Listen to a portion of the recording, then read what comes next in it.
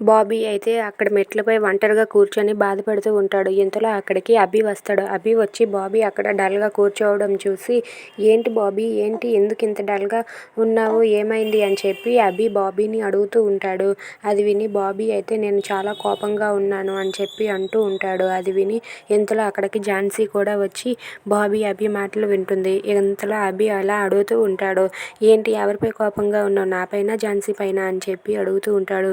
మీ ఇద్దరిపైన కాదు అబ్బాయి, నేను చాలా కోపంగా ఉన్నది అమ్మాయి మేడం పైన అని చెప్పి అంటూ ఉంటాడు. అది విని అక్కడ ఉన్న బాబీని చూసి అభి ఇలా అంటూ ఉంటాడు, అమ్మాయి మేడం పైన ఎందుకు అని చెప్పి అడుగుతూ ఉంటాడు.